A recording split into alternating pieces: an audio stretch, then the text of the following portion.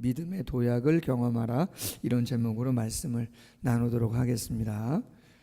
T.C. 해리슨 워런이라고 하는 분이 오늘이라는 예배라고 하는 책에서 이렇게 이야기를 합니다. 나는 단조로운 일상에서는 하나님을 무시하는 습관을 키우고 있었다. 단조로운 일상 속에서 하나님을 무시하는, 하나님을 어떻게 보면 생각지 않는 그러한 신앙생활을 하면서 왔었다, 그렇게 얘기를 했어요.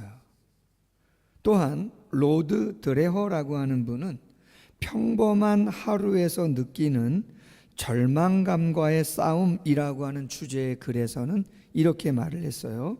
문제는 일상이다. 전쟁을 겪거나 허리케인이 지나가거나 파리에서 한 달을 보내거나 지지하는 후보가 선거에서 당선되거나 복권에 당첨되거나 정말로 원하던 것을 이루었을 때는 어떻게 할지 생각하는 것은 쉽다, 어렵다? 집중하시는 거죠? 쉽다, 그렇게 얘기했어요. 여러분, 내가 원하는 거 다 됐어요. 그러면 여러분, 복에 겨워요, 안 겨워요? 겪지요. 그래서 무슨 고민해요? 이거 할까, 저거 할까, 이거 먼저 할까, 저거 먼저 할까, 돈을 여기다 쓸까, 저기다 쓸까. 할렐루야. 그러한 좋은 경험 한번 해보시기를. 할렐루야. 여러분, 얼마 전에 목사님 오다 가셨잖아요. 먼저 아멘 하는 분이 먼저 복을 받는답니다. 뭐 검증이 된 건지 안 된 건지 제가 모르겠지만, 할렐루야. 어쨌든 아멘 할지라 성경에 그 말씀은 기록되어 있어요. 할렐루야. 아멘은 믿는 대로 그렇게 될 줄로 믿는다는 고백 아닙니까? T.C. 해리슨 워런은 이렇게 이어갑니다. 나는 바울이 말한 대로 무슨 일이든지 불평과 시비를 하지 않을 자신이 도저히 없다는 거예요. 왜요? 일상은 그럼에도 불구하고 내가 원하는 대로 되는 것보다는 안 되는 일이 더 많게 느껴지는 경우들도 꽤 많이 있기 때문이다. 좀 더 자족하기를 원하거나 스스로에게 힘내라고 말하는 것으로는 충분하지 않다, 이 말이에요. 슬픔과 좌절, 분노가 나에게 찾아오는 이 작은 순간에 그리스도를 만나는 법을, 누구를 만나느냐? 그리스도를 만나는 법을 작고 우울하며 답답해 미칠 지경인 화요일 아침에 그리스도의 죽음과 부활이라는 깨어짐과 구속에 관한 큰 이야기와 마주하는 법을 연습하고, 뭐 하고요? 연습하고 발전시켜야 한다, 그렇게 고백했습니다. 여러분, 성도는 과거의 시간에 예수님의 피에 또한 그분의 부활로 죄와 사망의 문제를 이기고 구원받은 줄로 믿습니다. 앞으로의 미래의 시간 속에 천국의 소망을 가지고 하나님 나라에서 완전한 육체와 영혼으로 변화돼서 영원한 삶을 살게 될 줄로 믿습니다. 우리의 과거는 하나님의 은혜로 채워졌고 우리의 미래는 소망으로 기대해야 하는 시간이 우리에게 주어져 있습니다. 할렐루야. 근데 여러분, 그럼에도 불구하고 중요한 시간은 언제예요? 지금이잖아요. 과거가 은혜였고 미래가 소망이지만 우리는 이 땅에서의 삶을 늘 현재로서 살아간단 말이에요. 근데 그 일상 속에서 수많은 믿음의 사람들이 고백한 것처럼 예수님을 잃어버릴 때가 많아요. 왜요? 우리의 기대에 부응하지 않고 이해할 수 없는 시간들이 수없이 찾아오기 때문입니다. 그렇다면 오늘 나누고자 하는 것은 이런 이야기죠. 그렇다면 어떻게 그 시간 속에 더욱더 예수를 깊이 만나고 작고 우울하며 답답함을 느끼는 실제적인 현실 속에서 성도는 어떻게 해야 될 것인가? 어떻게 해야 은혜를 놓치지 아니하고 소망을 놓치지 아니하고 충만함 속에서 삶을 승리하며 살아갈 수 있겠는가? 그 이야기인 거죠. 여러분, 오늘 본문은 우리가 새벽에 민수기를 통해서 나누었던 말씀이에요. 본문 중에 가나안 땅을 점령하면 하나님이 그 땅을 요단강 동쪽 서쪽을 12지파에게 나눠주라.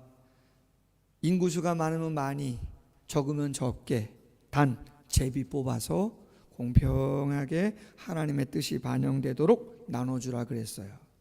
근데 딱 한 지파는 땅을 기업으로 받지 못해요. 어느 지파? 레위 지파. 그 레위 지파는 어떤 사람들이에요? 하나님의 성막, 성전에서 하나님께 예배하는 일을 관장하고 주장하는 일이기 때문에 그게 보통 일이 아니라 다른 땅을 기업으로 주진 않아요. 그럼 어떻게 생활해요? 성도들이 10의 1을 구별해서 드리는 걸 가지고 생활을 한 뿐만 아니라 성전의 모든 예배와 관련된 재물을 사고 팔고 하면서 그 일들을 감당한단 말이에요. 그러면 집은요, 필요해요, 안 해요? 거처할 때는 있어야 되잖아요. 한두 명이 아니거든요. 그래서 어떻게 하냐? 요단강 동쪽과 서쪽을 나눠가지고 48성읍 전국에다가 11지파가 살고 있는 곳에다가 성을 하나씩 다 주라 그랬어요. 흩어져서 살아야 돼요. 한 곳에 못 살아, 레위지파 사람들은. 그게 48성읍이에요. 근데 그 48성읍 가운데 특별히 요단강 중심으로 서쪽과 동쪽에, 여러분들 보시기에 동쪽과 서쪽에 6성읍, 3성읍, 3성읍씩 도피성을 만들라고 해놨어요. 무슨 성이요? 도피성. 그 도피성은 뭐 하는 거냐? 부지 중에 살인한 자, 정당한 재판받고 생명을 보존받을 수 있도록 하나님이 잠시 임시처로 도피할 수 있는 성을 마련해 놓았다는 거예요. 여러분, 의도가 없어요. 동기가 아니에요. 실수로 사람을 죽인 거예요. 근데 여러분, 큰 죄요, 아니에요? 큰 죄죠. 본의가 아니지만. 고대는 무슨 사회요? 시족사회, 부족사회인데 내 가족 그 누군가가 해를 당했다는 것은 엄청나게 큰 일이고 보복을 하고 싶은 마음이 생긴단 말이에요. 그래서 하나님이 부지 중에 살인한 자 의도 없이 도피성에 가서 있어라, 그렇게 이야기하는 거죠. 그럼 여러분, 영적으로 생각하면 우리는 알고 있어요. 이 도피성은 누구를 예표하고 있는 거냐면 예수 그리스도를 예피하는 거예요. 죄인이 절대 의로우신 하나님 앞에 바로 나갈 수 있어요, 없어요? 없어요. 그래서 누구를? 대제사장 되시는 예수의 보혈의 피를 의지하고 그분을 믿음으로 나아가면 하나님이 우리의 죄를 보는 것이 아니라 누구를? 예수 그리스도의 십자가와 부활의 능력과 공로를 바라보시면서 우리를 용서하시고 우리를 품어주신단 말이에요. 할렐루야. 예수님이 도피성이라는 거죠. 자, 근데 문제는 뭐냐? 그 예수님 안에 거하면 하나님의 은혜와 능력을 경험하지만 문제는 뭐냐면 언제까지 그 도피성에 있어야 되냐, 이 말이에요. 오늘 본문이 기록될 당시 약 3,500년 전인데 예수님이 말씀하시는 거예요. 언제까지 있으라고 하시느냐? 성경에 보니까 오늘 본문 25절 하반절, 28절 하반절에 이렇게 이야기합니다. 민수기 35장 25절. 그는 거룩한 기름 부음을 받은 대제사장이 뭐하기까지? 죽기까지 거기 거주해라. 28절 하반절도 말합니다. 대제사장이 죽은 후에는 그 살인자가 자기의 소유의 땅으로 돌아갈 수 있다는 거예요.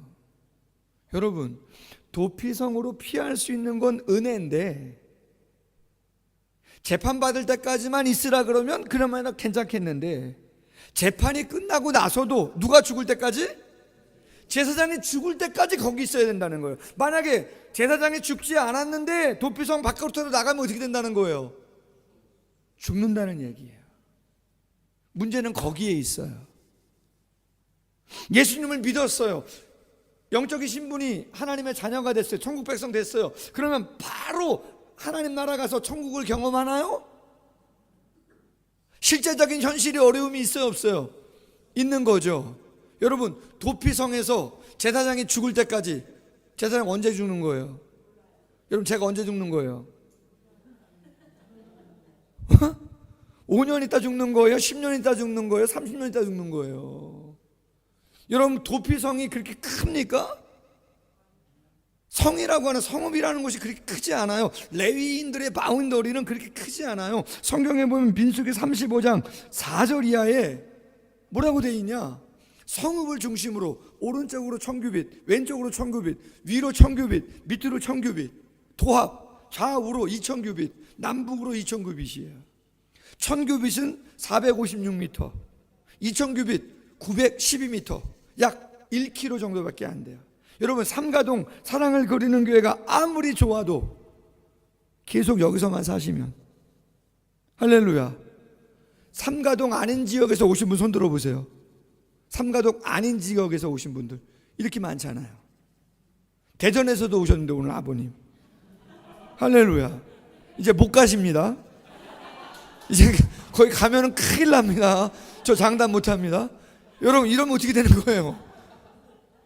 여러분, 여기가 아무리 뭐 예쁘고 아담하고 좋아도 평생을 여행 한번 다른 데 못 가고 하고 싶은 거 못 하고 가족도 만나고 싶고 지인도 만나고 싶은데, 여러분, 어려운 일입니다. 아멘? 어려운 일입니다, 여러분. 예수님을 믿고 구원받은 건 놀라운 일이죠.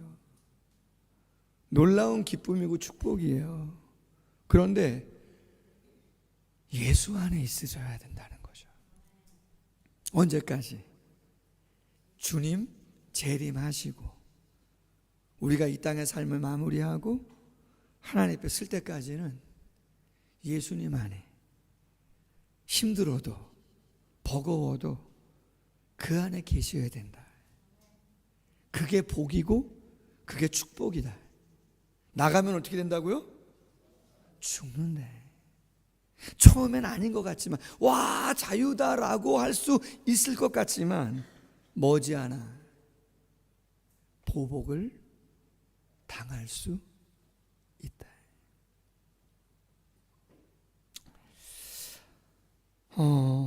TV를 보니까요, 어느 정치 평론가가 군필자에 대한, 군대 갔다 온 남성들에 대해서 가산점을 줘야 된다는 제도를 좀 법제화하자, 뭐 이런 거에 패널로 나와가지고 토론을 하고 있었어요. 근데 어느 정치 지도자가 이렇게 말하는 거예요. 어느 군대가 가고 싶은 군대가 있냐? 월급 뭐 100만 원이니 200만 원이니 하더라도 청년들한테 물어보라는 거예요. 너 월급 줄 테니까 군대 갈래 말래? 그분이 말합니다. 군대에서는 자도 졸립고 먹고 먹어도 배고프고 입고 입어도 추운 곳이 어디라고요? 이러시는 분들이 몇 분 계셨어요 지금, 진짜로. 할렐루야. 군대에는 먹고 먹어도 배고프고 입고 입어도 춥고 졸고 졸어도 또 졸리고 또 졸린 데가 어디라고요? 군대랍니다. 쉽지 않다 이 말이죠. 성도는 우리의 상태와 위치를 그럼에도 불구하고 정확히 하고 살아가야 된다. 부지중 살인한 자가 도피성에서 살아갈 수 있게 된 것이 왜 은혜인가? 그 성을 떠나면 어떻게 되는가? 잠시도 우리는 일상에서 힘들어도 그것을 놓치면 된다, 안 된다? 안 된다. 새벽에 말씀 나눴습니다. 요셉이 꿈을 꿨습니다. 그건 하나님이 꾸게 하신 겁니다. 근데 현실은 어때요? 실제적으로는 노예로 팔려요. 감옥에 가요. 괴로워요, 안 괴로워요? 야, 그거 개꿈이었나? 하나님이 나에게 원하는 건 그게 아니었나? 그냥 그 꿈과 상관없이 살아갈까? 그럴 수도 있었겠죠. 다윗이 기름 부음 받습니다. 왕이 될 것이라고 이야기합니다. 그럼 왕이 바로 돼야죠. 근데 광야 10여 년이 넘는 시간 동안 광야 생활을 사울의 시기로 하게 됩니다. 아브라함이 하나님의 약속을 받았습니다. 아들을 주고 민족을 주고 땅을 주겠다. 75세에 부름받았는데 100세에 낳게 되어지는 거죠. 그동안 우여곡절이 얼마나 많았는지. 근데 100세에 아들 얻고 나서 끝입니까?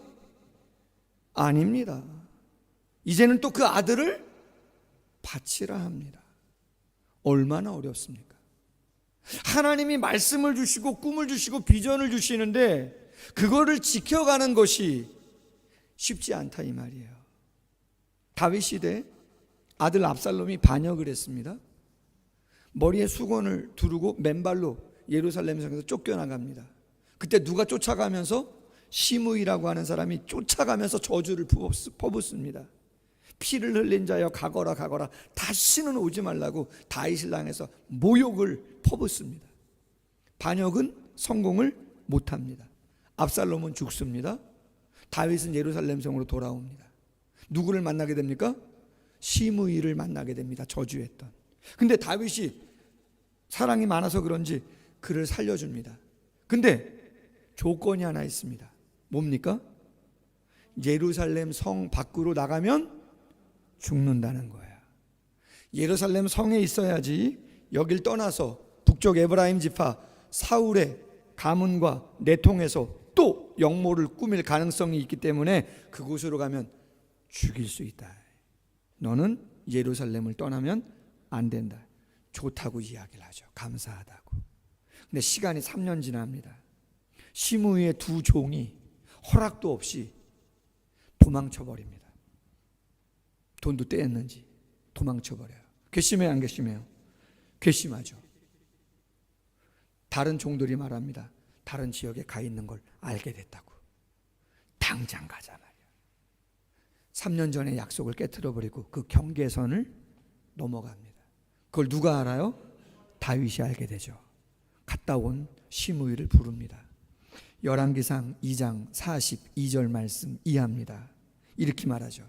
야, 네가 밖으로 나가서 어디든지 가는 날에는 죽임을 당하리라 하지 아니하였느냐? 너도 내게 말하기를 내가 들은 말씀이 좋다고 하지 않았느냐? 내가 내 마음대로 아는 모든 악 곧 내 아버지에게 행한 바를 내가 스스로 하나니 여호와께서 내 악을 내 머리로 돌려버릴 거다. 너 죽을 수밖에 없어. 그렇게 이야기를 하고 있는 것이죠. 여러분, 경계선을 지키는 거는 쉬워요, 어려워요? 어려운 일이에요. 그러나 여러분 꼭 기억하셔야 돼요. 힘들고 어려워도 그 경계선을 내가 지키고 있다고 하는 자체가 복입니다. 아멘이 정말 나오셔야 돼요. 정말 내가 그 경계선을 넘고 싶은 마음이 굴뚝인데도 하나님의 말씀이고 하나님과의 약속이기에 내가 그 은혜에 보답하기 위하여 내가 이해할 수 없지만 내가 그 경계 안에 있어야겠다고 인내하는 그 자체가, 감당하겠다고 몸부림치는 그 자체가 복이고 생명이고 은혜라는 말씀이에요. 아멘.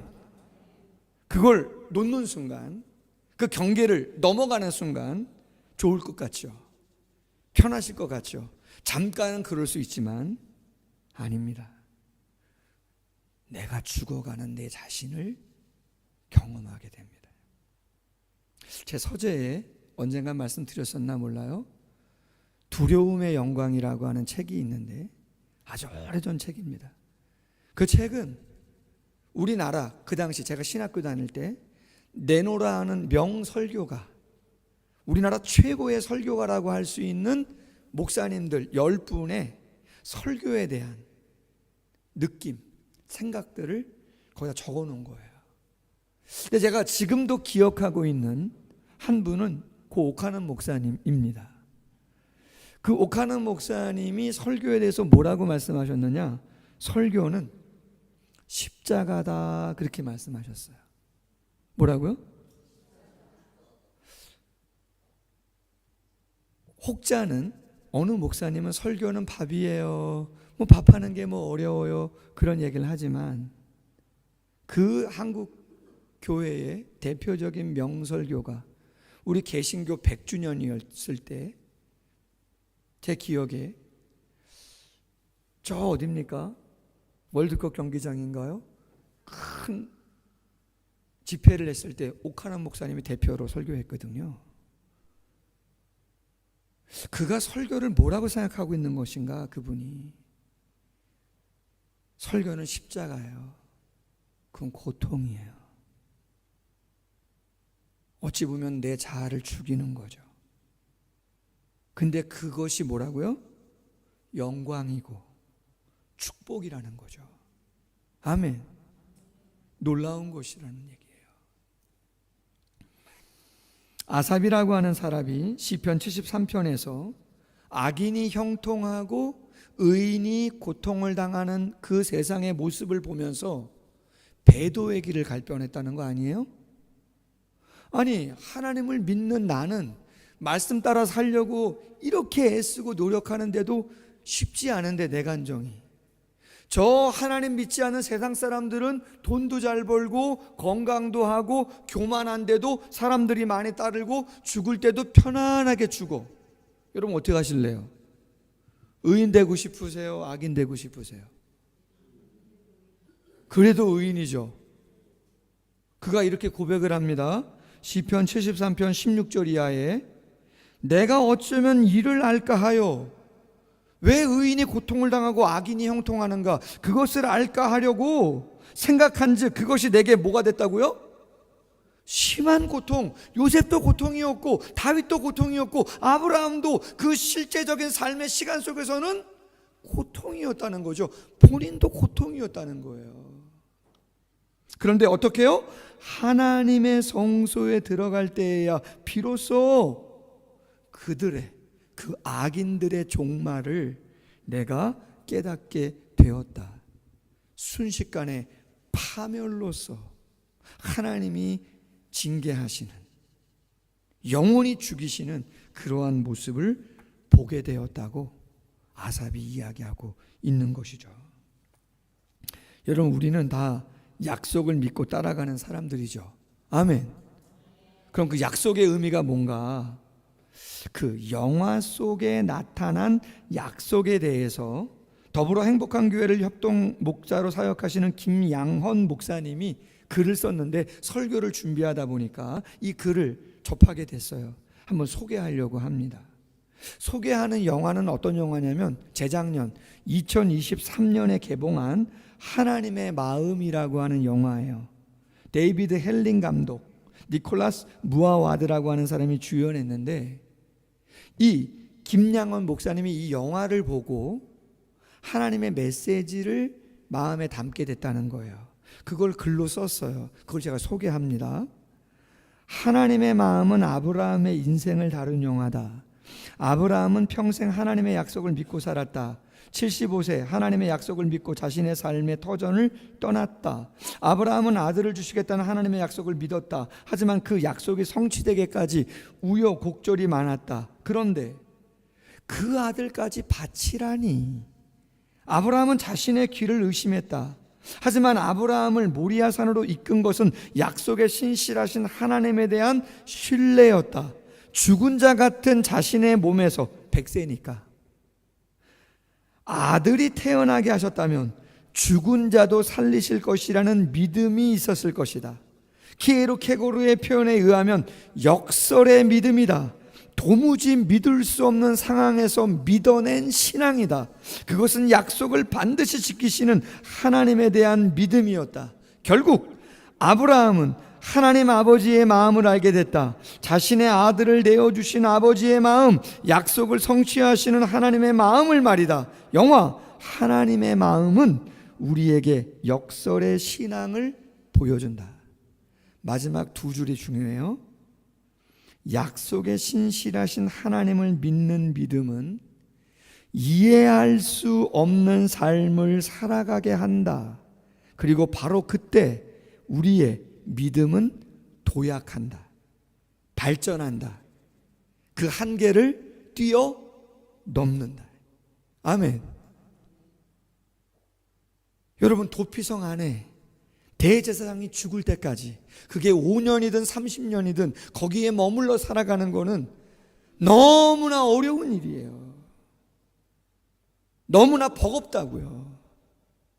말씀 하나하나를 지켜가는 것은 버거운 일이에요. 그러나 그 말씀이 지혜고, 그 말씀이 능력이고, 그 말씀이 은혜고 축복이라는 것이에요. 할렐루야. 이해할 수 없는 삶이지만 그걸 내가 믿음으로 감당한다면, 인내하고 버틴다면 내 믿음은 새로운 도약을 하게 된다. 아멘.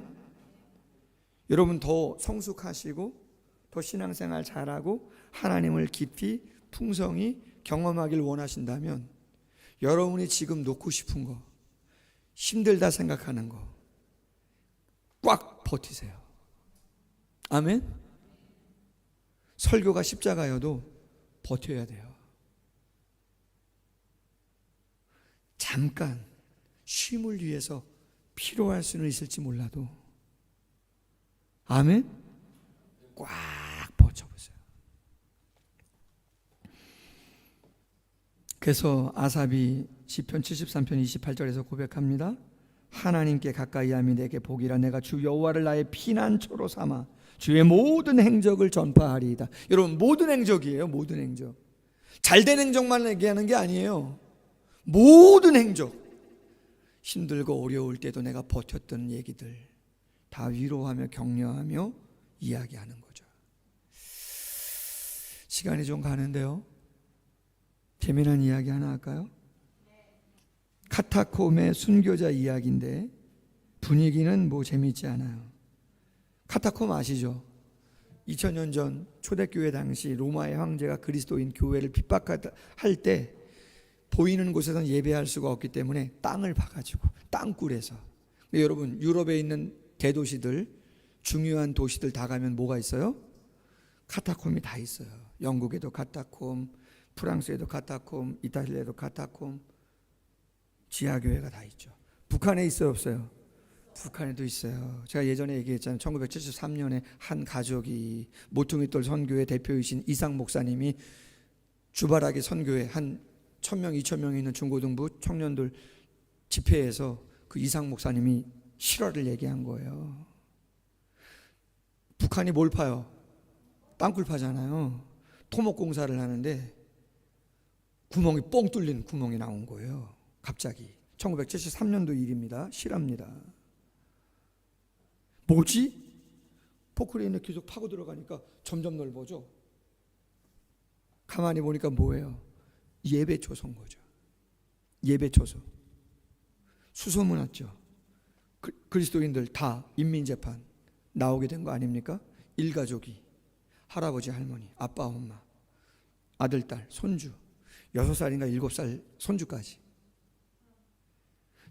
처형입니다. 온 가족 다. 근데 사형 방법이, 여러분 죄송합니다, 롤러 아세요? 롤러? 땅 파고 할 때 막 포크레인 중장비들 중에 롤러 있죠? 그거로 사람들 보는 앞에서. 근데 누구 먼저? 제일 어린 손주부터. 충격이죠. 그때 부모님이 그렇게 이야기했다 그래요. 사랑하는 누구누구야, 금방 끝난다. 그러나 하나님 나라에서 우리 다시 금방 만날 거다. 금방 만날 거다. 그런 이야기인 거죠. 실화예요. 카타콤 순교자 이야기. 어느 로마 병사가 수소문에서 카타콤을 발견했더니 예배를 드리고 있는 거죠. 이렇게 칼을 빼들고 말이죠. 내가 열흘 셀 동안 다 죽이려고 했는데 기회를 준다. 열 셀 동안 도망가면 살려준다. 그리고 셉니다. 하나, 둘, 셋. 미동도 안 합니다. 할렐루야. 대단하죠. 그랬더니 이제는 눈빛을 날카롭게 하겠죠. 제가 표현을 못해도 이해하세요? 목청을 높입니다. 5, 여섯, 아홉. 그리고 손을 무기를 마려 움찔하더니 젊은 청년 한 명이 예배 초소를 나갑니다. 아홉 하고 나서 열 하려고 하는데, 그랬더니 한 명이 나가니까 웅성웅성 됩니다. 그랬더니 또 몇 명이 그 자리를 떠납니다.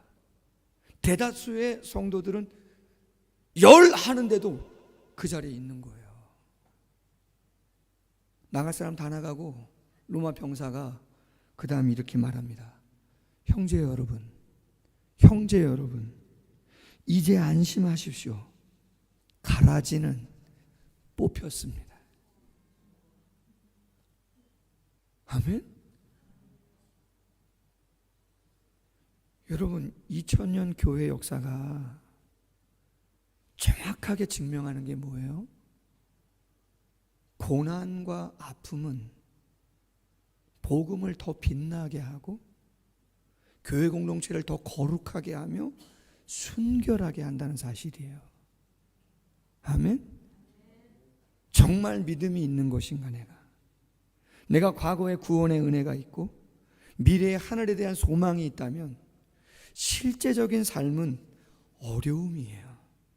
이해되지 않는 시간이 너무나 많을 수 있단 말이에요. 누구처럼? 요셉이나 다윗이나 아브라함처럼.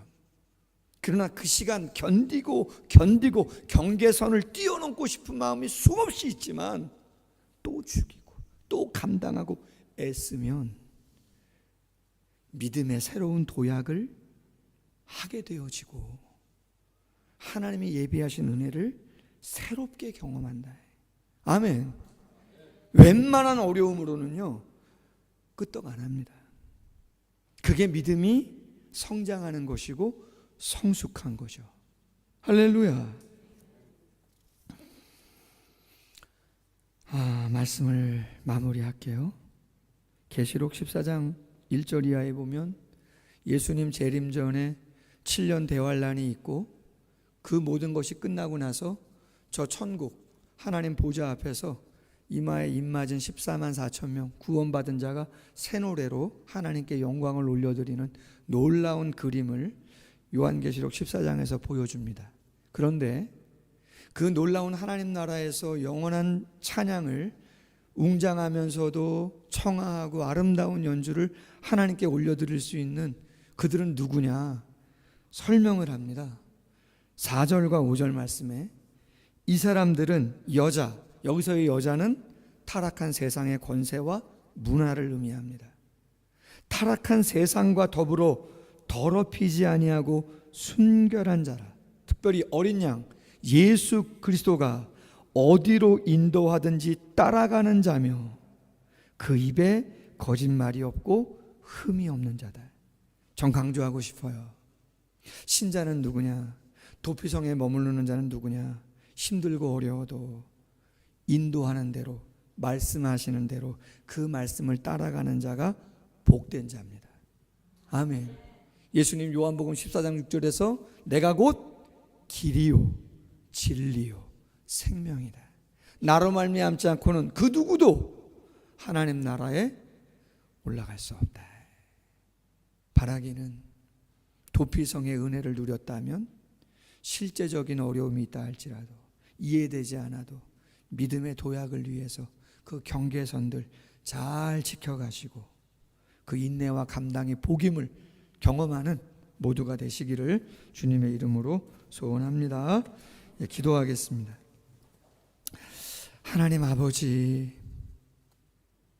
버거울 땐 버겁다고 할 수도 있는 것이고 흔들릴 땐 흔들릴 수 있다고도 얼마든지 이야기할 수 있습니다. 그러나 분명한 경계선은 있다고 말씀하십니다. 나가면 더 자유로울 것 같고 더 편할 것 같지만 우리를 잘 아시는, 우리를 지으신 아버지 하나님께서 그렇지 않다고 이야기하시고 영원한 도피성이 되시는 예수 그리스도 안에, 말씀 안에, 교회 안에 거하는 것이 복이라고, 그것이 우리의 삶을 축복하는 길이고 또 다른 믿음의 도약을 통해서 하나님의 놀라운 역사를 경험할 수 있는 축복의 지름길이라고 우리에게 이야기하고 있습니다. 아멘으로 화답할 수 있도록 도와주시고 잘 감당해서 요셉과 다윗과 아브라함이 경험했던, 그 아삽이 경험했던 놀라운 축복을, 하나님이 나의 피난처가 되신다고 하시는 그 놀라운 고백을 온전히 올려드릴 수 있는, 그리고 그분을 전파할 수 있는 우리 모두가 될 수 있도록 함께하여 주옵소서. 예수님의 이름으로 기도하옵나이다. 아멘.